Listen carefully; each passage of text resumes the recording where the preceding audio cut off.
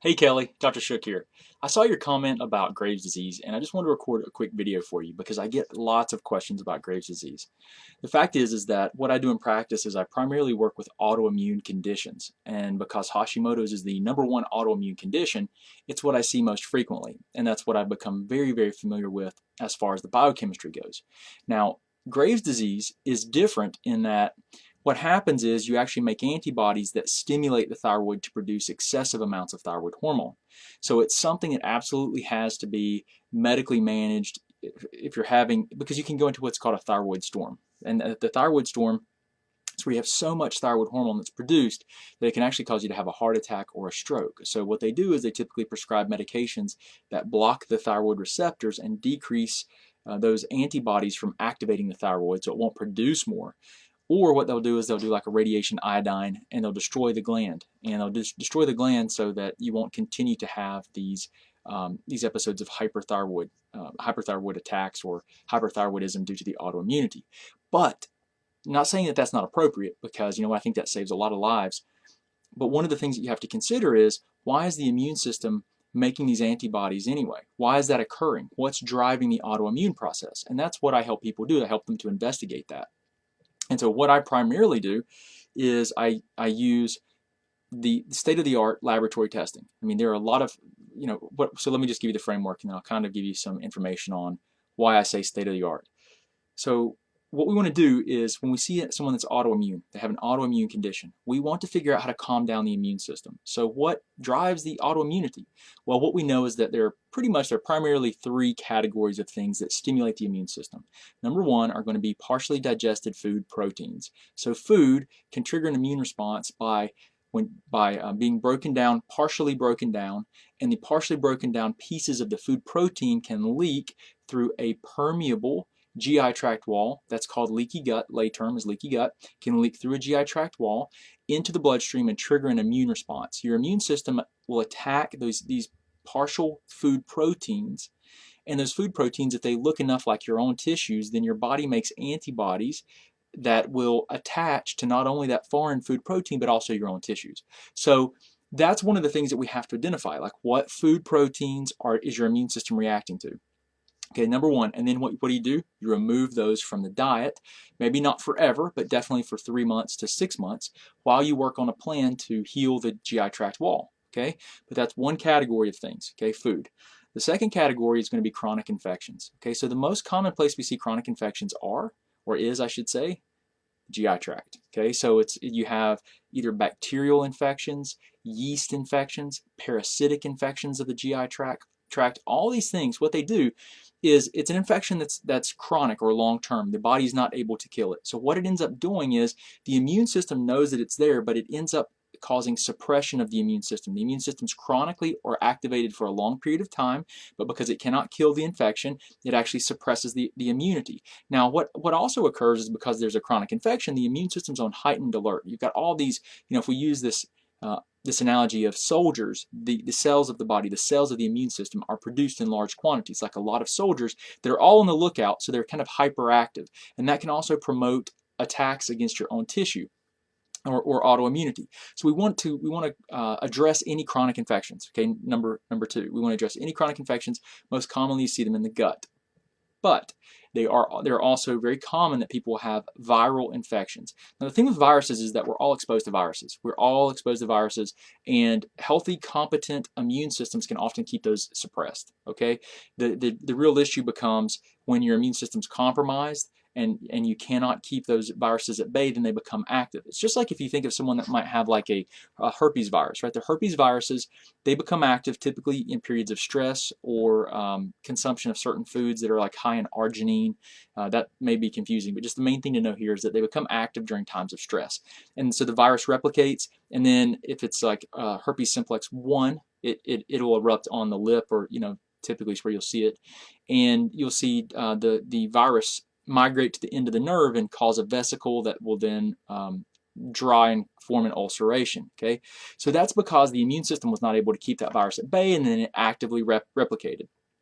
So viruses are chronic infections. Some people, their immune system is not competent enough to keep those in remission and at bay, and this chronic viral activity and viral load creates an inflammatory process, and it also keeps the immune system activated. So you've got to work with, there's not just one of these things that's the problem, right? There's multiple issues here. There's typically a gut problem, maybe a virus problem, there might be yeast overgrowth, there's probably foods that the person's reacting to. So when you take a holistic approach and you say, okay, what are all these potential things? How can we remove them from the person's body? Can we support them nutritionally to help support the immune system function, improve regulation of the immune system, dampen a viral load, try to work to support the immune system to better regulate infections that are there. Like if it's viral, you don't kill viruses. You just support the immune system, and it puts them back into remission, and the immune system becomes more competent. That's the goal anyway, so that you don't have this active viral load. So okay, that's the second category of things. Viruses, there's mold, there's things like that are also relevant. But typically you're going to look at what most people are going to have problems with are going to be food proteins, GI tract infections, and we can get into, well, why is there a GI tract infection? And it's not necessarily just because of your diet. It can also be because of poor brain stem activation of the GI tract, causing slow gut motility, where you don't have this downward going motion of the intestinal tract called peristalsis. The food, as it's digesting, is kind of stagnant, and it does not move to the GI tract, so it grows excessive bacteria and yeast. It's a great home for yeast to grow. So sometimes we have to say, okay, you have poor vagal. The vagus nerve is what leaves the brainstem and activates the gut. You have poor vagal stimulation, so you need to be doing vagal exercises, gargling with water, singing loudly, using a tongue depressor to gag yourself. Not exaggerating. Functional neurology. Okay, you activate the areas of the brainstem where the vagus nerve originates. You fire the vagus nerve. Chewing, the act of chewing, that movement activates these muscles and nerves in your face that fire directly into the brainstem. What do? They activate the pools, or the origin of the vagus nerve, which goes into the entire digestive tract. And what it does is, when you're stimulating the vagus nerve by chewing, it's telling the rest of the digestive tract, food is on the way. Increase stomach acid production. Get ready with pancreatic enzymes. Get ready with the bile. Everything is preparing. So chewing is a neurological activity. It's not just this mastication. I'm kind of digressing here, but the point is if you have poor GI tract motility and function, it's not just necessarily because of your diet. It's absolutely reasonable that you can have constipation due to a brain-based mechanism where you have poor vagal stimulation of the gut. You got to say, well, why is that? Why do I have poor vagal stimulation? Well, it can be due to chronic inflammation. It can be due to hypothyroidism. But the fact is that when you start seeing these changes in people, it's not you've got to start working on them immediately, because the nervous system is plastic, meaning it has plasticity. The cortex, the large part of the brain, has it's soft plasticity, meaning when you learn something and you strengthen neurological pathways in the brain so that you can remember, let's say, a paragraph. You're trying to rehearse a paragraph that you're going to remember for something, right? Or a script. Well, you can forget that script if you don't use it, because the neurological pathways and the nerve connections are soft. So you can lose those connections and you can forget it, right? You can forget what you learned. In the brainstem, and in the brainstem, it's hard plasticity. So when you start forming these abnormal pathways of neurological function in the brainstem, it becomes much more difficult to correct. So I'm digressing further, but my point is this: you've got to look at the whole person. So food sensitivities, chronic infections, and then the third thing are going to be environmental chemicals. Now, environmental chemicals are becoming a much, much bigger problem than we ever thought, and that's because they're in everything. They're used in industrial manufacturing processes.